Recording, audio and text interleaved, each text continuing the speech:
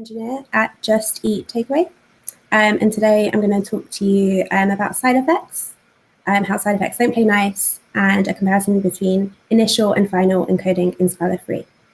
Can I start the slides, please?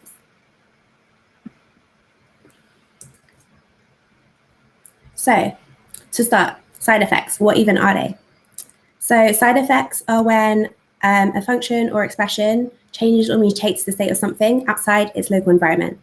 So key examples include mutating state, any I/O operation, or reading or writing from an external source, be it a console, file, network, or database.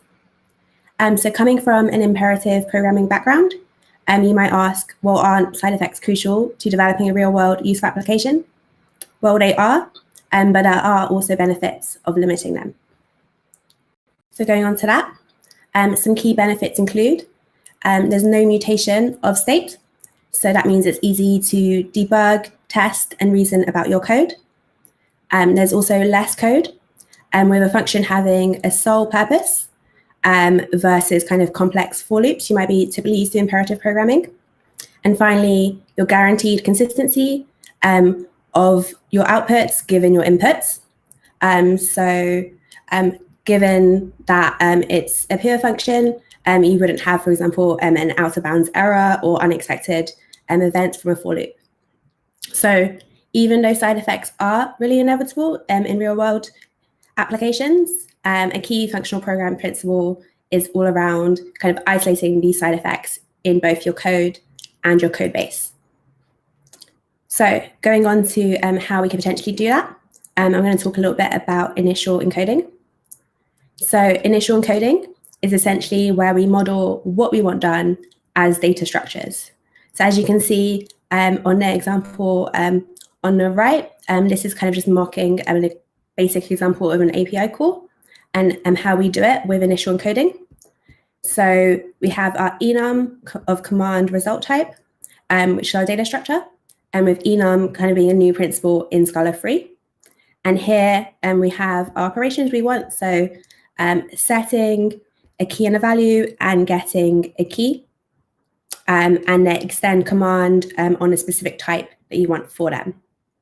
And then with this, we have our class store, where we have an initial execute function, takes R, and then we match on our data structures and what we want. So why is it even called initial encoding? So this is because given an initial data structure, a logic can later be executed into any form we want at whatever time we want, even those not predetermined in advance. So let's go into a key example for this.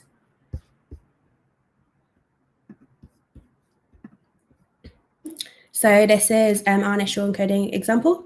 So let's say we wanted to add a delete operation to this. So we add a new case, delete, that takes a key of type string. And like I said before, we'd want to extend our command data structure and use a type unit for this one. And to do that, we'd have to implement it in our execute function to execute the data structure.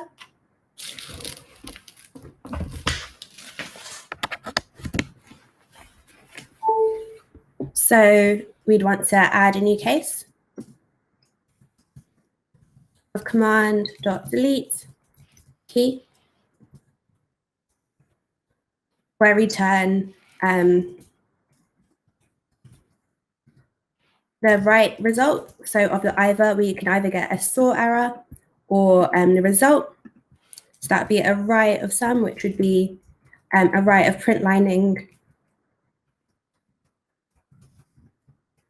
delete key.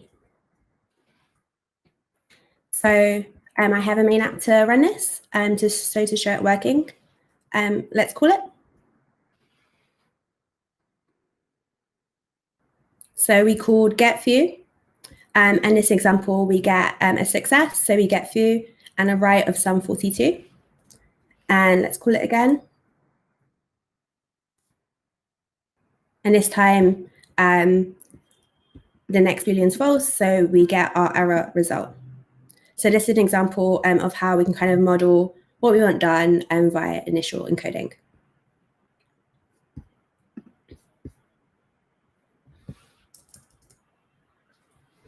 So moving on to final encoding. So final encoding is essentially about modeling what we want done with methods. So as you can see in this example, we just use our methods outright in class store for get and key and explicitly say what we want done. And in this instance, we don't model it using an enum with a command R. So why is it even called final? So it's because methods are expressed in terms of its final executed form as you want it done, which is predetermined in advance. So looking at this in more detail, let's say we want to implement a delete. So we expressly add a new method,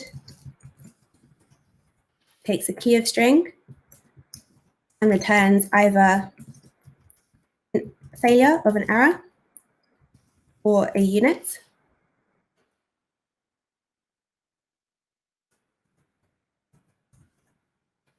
And then if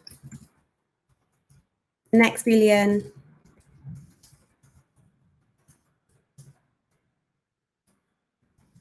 is true, we return a success of delete key. Otherwise, we explicitly say again, we want the failure of left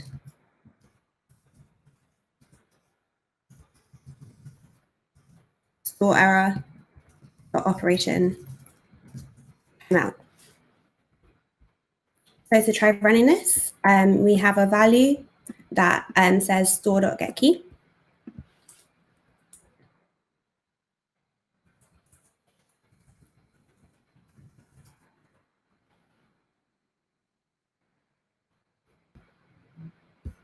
So, okay, so I just put a gap.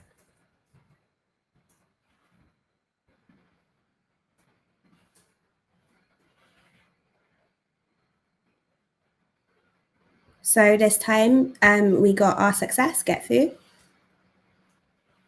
and trying it again. Again, got a success, and hopefully this time we get a failure example. So here we got an error of foo.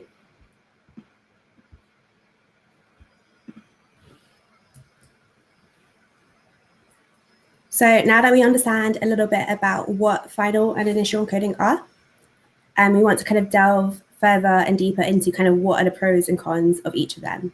So I think a really good example to do this would be to try implementing a retry function.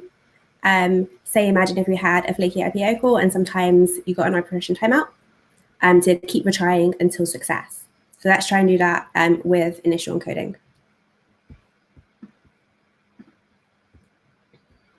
So we'd want to make a new function on top. So this would be a retry function of result R. We'd want it to take our store class, store, and our command type command R. And we'd want to return this, and then we'd want to pattern match on our store.execute function to run it. So store.execute command. We want to match that on case right, which is the success of our either. So given a right result, we simply return the result. Else, if it's failure of an error, we simply want to recursively retry a function with store and command again. And then to call that here, we simply just put our retry function with store and then the command we want, which is command.get key. So let's try calling this.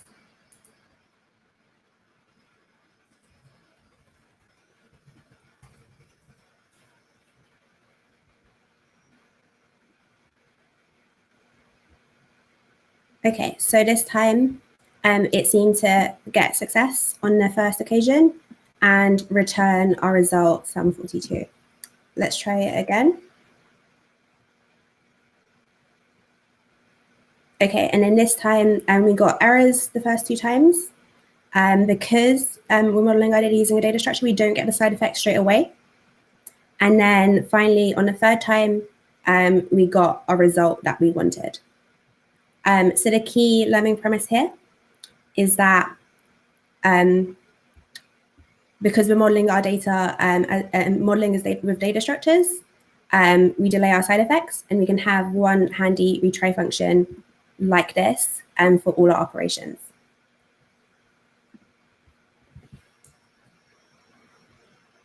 So what are some of the pros of initial encoding? So like I said, if we want to add another interpreter, such as a retry function, we simply need to just add another standalone function, which is quite simple. It's also good for optimizations that are not possible with final encoding. Say, for example, if we have performance considerations. And finally, it's ideal when persistence of a model is needed, for example, for use or to do something with it later, or say if you want to persist it to a database. Meanwhile, there are some cons of initial encoding. So with everything encoded as data, there's no built-in way to execute the model. Hence why in a class store we had to have the execute function. And finally, new primitive operators and constructors cannot be added without updating all the existing interpreters so far. So going on to our key learnings from this, modeling using data structures gives us power. By delaying side effect execution, we can simply put one simple retry function for whatever we want. So moving on to how we would do this with initial encoding, final encoding, sorry.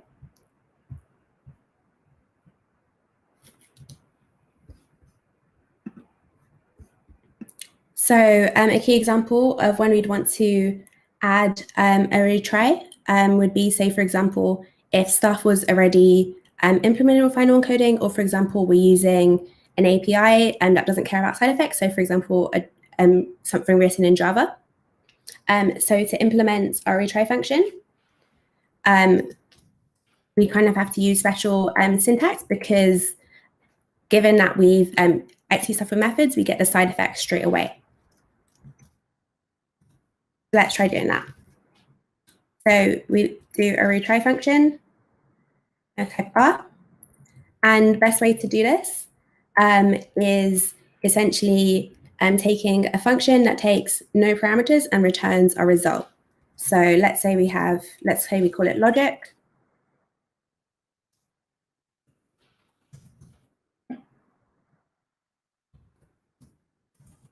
It takes empty parentheses and returns our result.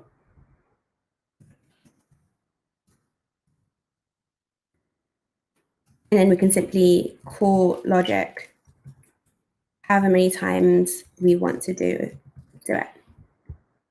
And then to execute this, we'd simply wrap our store.getKey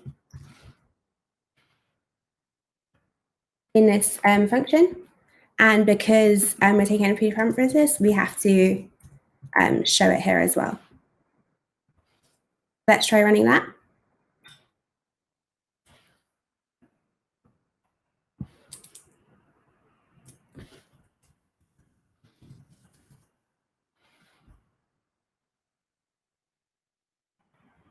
So as you can see here, executed 3 times. The first time we got errors, and the third time we got the result as expected. So there is a nicer way to do this syntactically in Scala. So we can kind of hide this layer from kind of the user. So essentially, we just remove the parentheses, and that's it taking a by name parameter. And then again, we can move the parentheses here,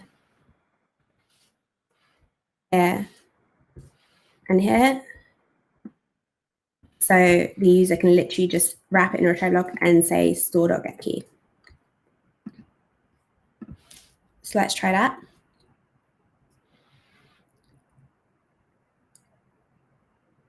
And again, we get success the first time, error the second time, and it is success the third time.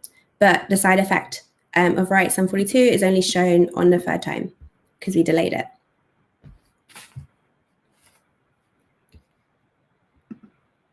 So here, Scala executes store.get in place, and then the return value of this is passed to retry, which is passed to our value.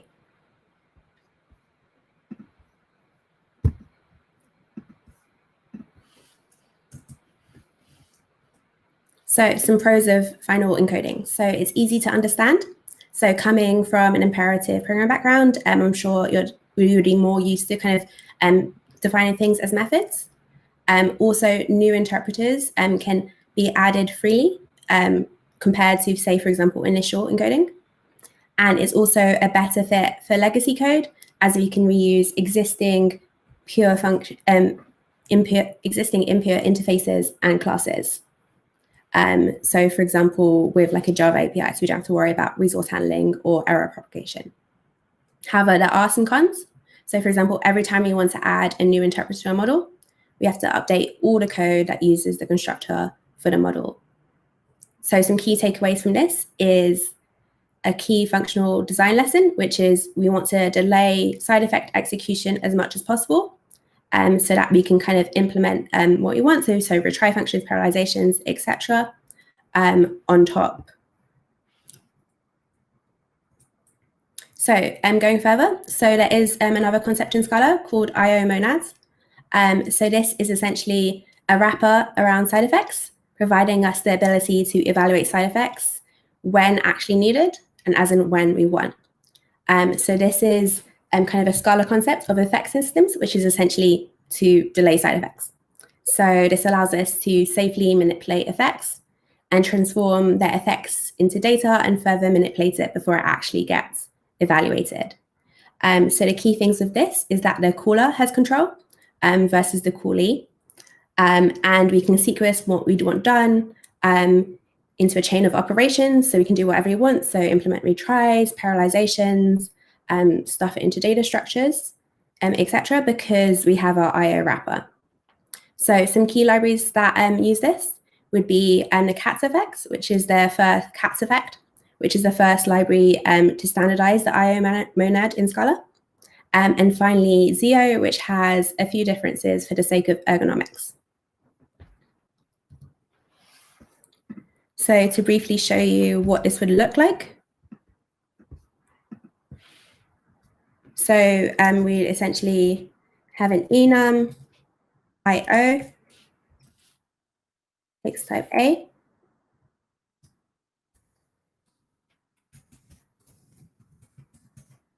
And then case deferred, but again, we'd use R as a function. So logic is an empty parenthesis and returns A. So this is very similar to what we did up here. And then we could put IO wrappers around our IOs so that when we call our methods like get, we don't get their side effect straight away.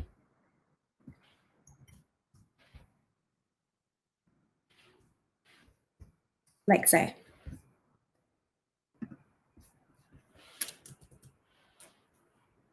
That's all I have for today, but thank you for listening. And I hope you kind of learned about kind of the problems you get in side effects and kind of the variety of ways in Scala we can kind of prevent or delay them. Thank you.